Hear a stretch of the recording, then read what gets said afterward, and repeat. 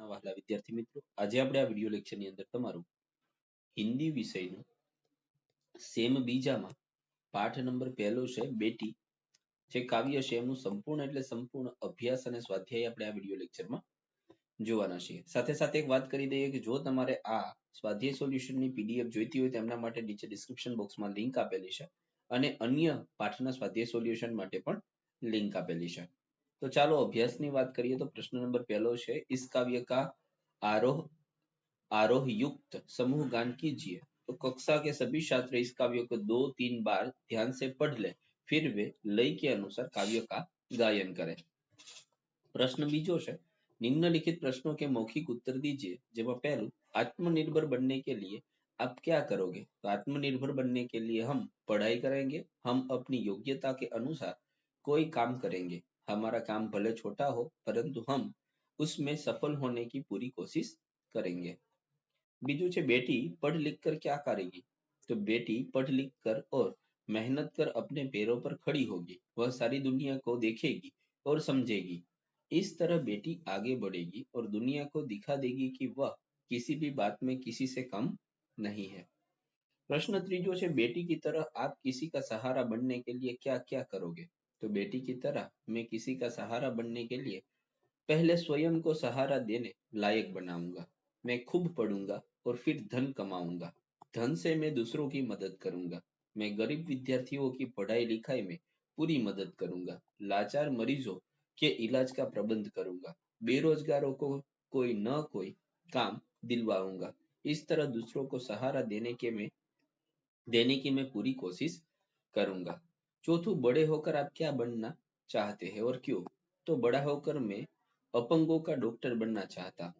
मैं देखता हूँ कि तरह तरह की दुर्घटनाओं के कारण देश में अपंगों की संख्या बढ़ती जा रही है. लाचार अपंग अपना ठीक से इलाज भी नहीं करा सकता है. बहुत से अपंगों को भीख मांगकर पेट भरना पड़ता है. समाज में अपंगों को कोई सम्मान नहीं देता.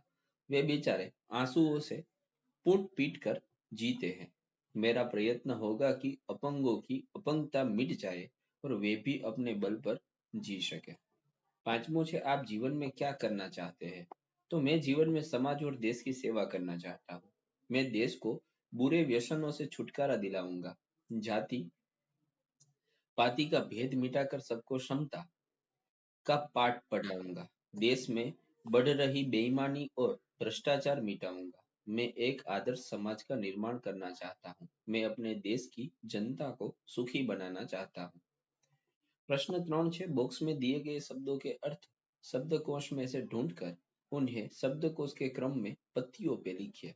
पहलाમાં શું આવશે અહંકાર, બીજામાં આકાશ, ત્રીજામાં ઉદાહરણ, ચોથામાં પ્રતિષ્ઠા और પાંચમામાં આવશે મુસીબત. जो અહીંયા मिसाल છે तो मिसाल गर्व, अंबर, शान और कष्ट. तो ये मिसाल એટલે અહંકાર, ગર્વ સોરી મિસાલ કીધું તો ઉદાહરણ આવશે.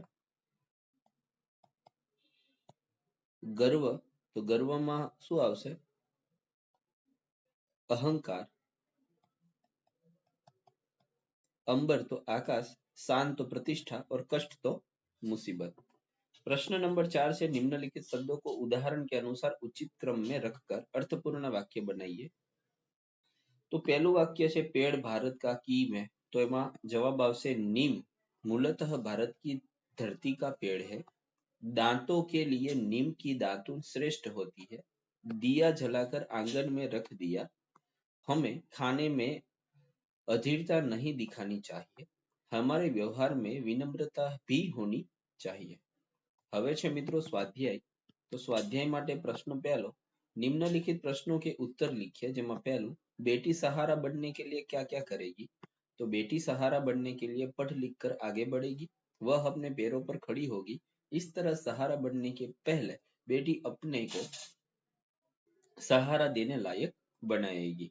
बीजू बेटी दुनिया को कैसे समझना चाहती है. तो बेटी मेहनत कर पढ़ाई करेगी और अपनी बुद्धि का विकास करेगी. वह लोगों के कार्यों और व्यवहारों को देखेगी. इस तरह बेटी दुनिया को समझना चाहती है. त्रीजू बेटी तितली बनकर क्या करना चाहेगी. बेटी तितली बनकर बागों में घूमेगी और हवा को चूमेगी, वह मस्त होकर नाचेगी और गाएगी। इस तरह तितली बनकर बेटी जीवन की स्वतंत्रता का आनंद लेना चाहती है। चौथुं, बेटी की क्या क्या तमन्नाएं हैं? तो बेटी तारा बनना चाहती है, वह धरती पर चांद की तरह चमकना चाहती है। इसकी इच्छा दुनिया रूपी बाग में खिलने वाले फूल बनने की है। वह तितली बनकर हवा को चूमना चाहती है। इस तरह बेटी के दिल में कई तरह की तमन्नाएं हैं। प्रश्न नंबर बीजो છે निम्नलिखित काव्य पंक्तियों का भावार्थ लिखिए।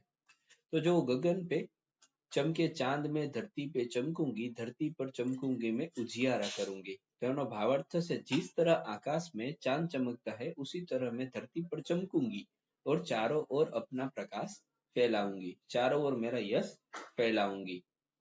बीजू છે पढ़ूंगी लिखूंगी मैं मेहनत करूंगी, अपने पांव चलकर मैं दुनिया को देखूंगी, दुनिया को देखूंगी मैं दुनिया को समझूंगी।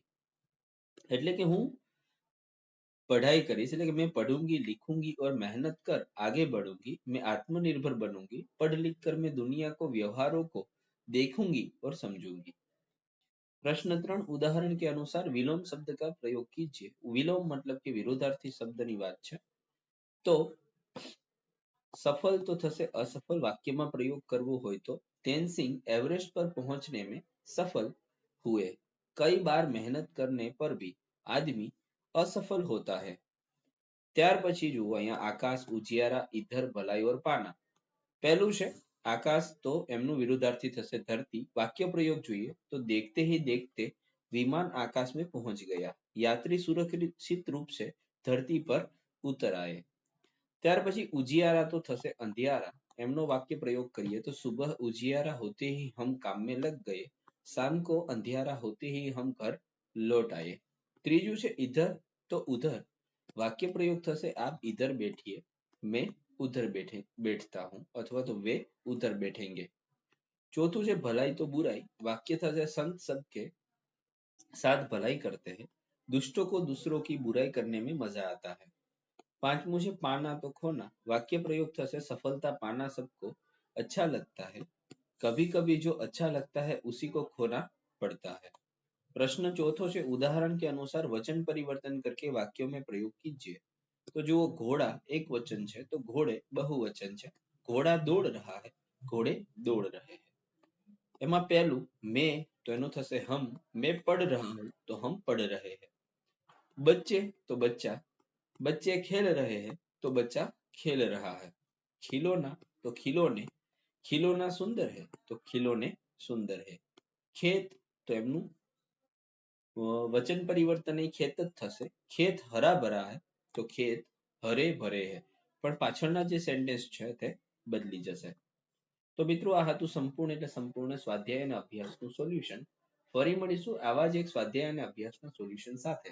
ત્યાં સુધી આવજો। જય હિન્દ, જય ભારત।